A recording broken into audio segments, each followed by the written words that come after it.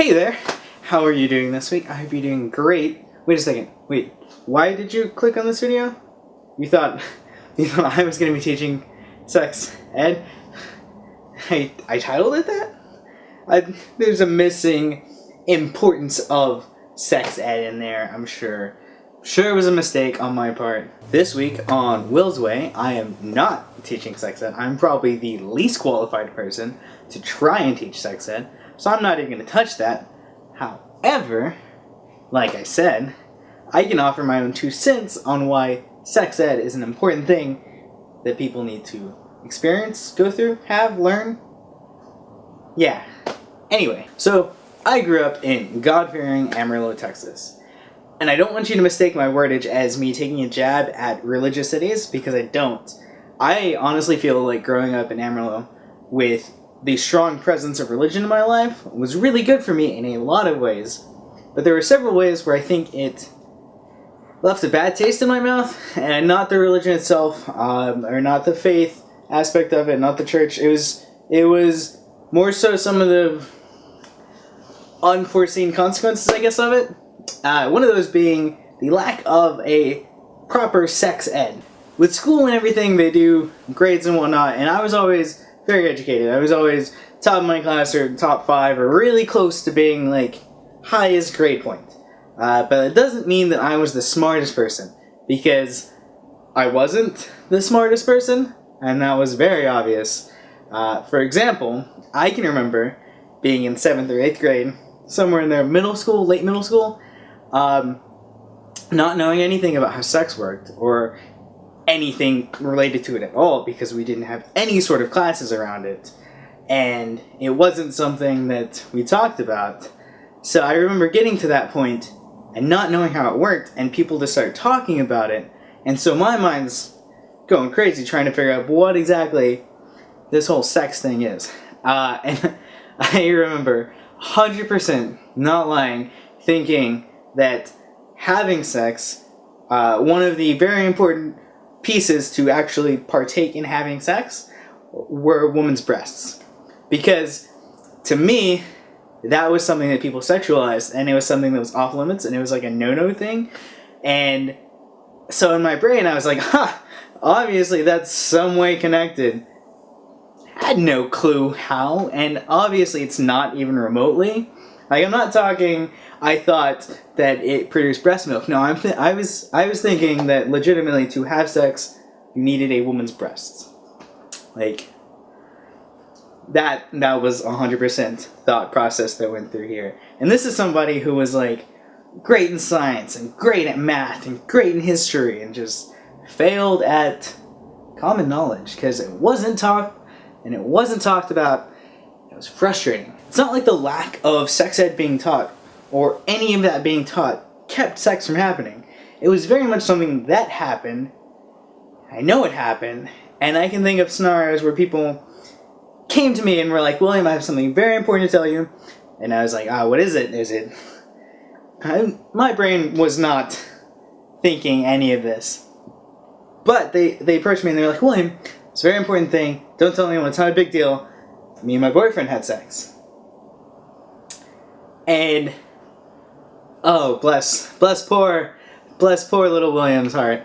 I honestly thought that I had failed him as a friend, because everything I'd been taught about sex and everything around it was just sex is wrong, and sex is bad, and sex is evil, unless you're married. And so they told me this, and I was like, maybe I wasn't a good enough person for them. Maybe I failed them on that front. And that's stupid, because I had no control over that. Like, I wasn't going to keep them from it. I wasn't going to religious it out of them and keep them from it. Like, just thinking about it back then and where I am now, like, this is so weird. And to be honest, I completely feel for those people who are like, I don't want some stranger to teach my kids about sex. I want to talk to my kids about sex. Like, that makes sense. I understand a parent wanting to be like, I want to be the one to introduce my children to this very sensitive topic because I don't want someone to do it wrong. And I get that. However, especially in like my case, and I'm assuming in many other people's cases, that conversation never happened. The only conversation I got was, you put the key in the engine and you can't stop. You gotta be careful, because if you start the car, you can't turn it off. Which, so wrong. So wrong. Like, I mean, that's one of the whole things with consent and everything. Even if you're in the middle of sex and someone says no, or you're not feeling it, or you're like, I want to stop, you stop. You can stop it. You can't. Telling people that they can't is just wrong. If at any time it doesn't feel right, don't continue. Like, that's... Yes. Don't do what doesn't feel right. And that's hopefully the biggest, like, teaching moment I have here, is just never do anything that you feel really strongly against doing, or you feel wrong doing. So if you don't want to curse, don't let people make you curse. If you don't want to have sex, that's okay. Don't do it. If you don't want to get on a roller coaster, don't let people guilt trip you into riding that roller coaster. That's just common life sense things. Common life sense. I think I said it that way. Anyway, yes. Teacher moment of the day. Don't do things that make you uncomfortable. Ever. Going back to my main point, I think a lot of the reason why we don't have those conversations is because as a society and whatnot, we've created this weird stigma around sex. We don't talk about it, and parents who don't like to talk about it and are very, like, religious and whatnot, and have good reasons for not wanting to have their kids exposed to it at a certain age and want to do it themselves, don't, because to them, it's awkward talking about it with their kids. So the most we ever get is, sex causes STDs, don't do it. Here's graphic images. Because that's what I got. And that definitely doesn't help. What should actually be talked about is, there's a lot of things that go along with it. There's a lot of mental, and a lot of strange emotions that people have never felt before, that when they do have sex, they experience, and how to deal with all those. Because for somebody for their first time, it can be a very different experience that they've never experienced, and they need to know how to cope with that. And not just that, but there's a lot of physical things that can go along with it.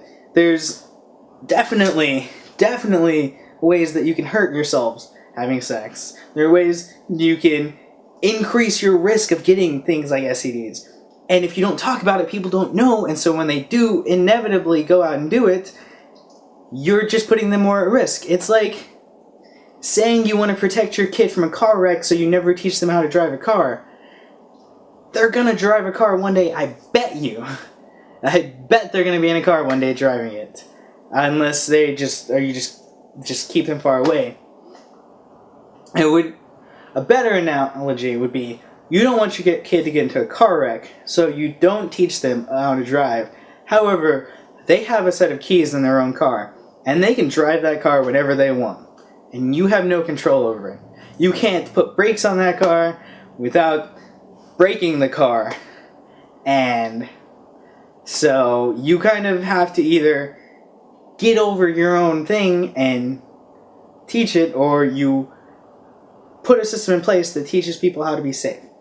And I really do have to applaud a lot of wonderful human beings on the internet, because even me at my age of 24, I have learned some really good things and really useful things from people who are nice enough to answer questions that other people submit, who I'm sure are people who are a lot younger than me, just curious, and they go through and they spell these things out. They say, hey, this isn't safe. Don't do this. This will keep you safe as possible. However, we don't recommend you do this unless it feels right. And I think a lot of people have this misconception that by having a sex ed course, they're going to be taught, go have sex. It's fun. When in all actuality, people want to educate people about sex via sex ed because they want them to be safe. They want to protect people.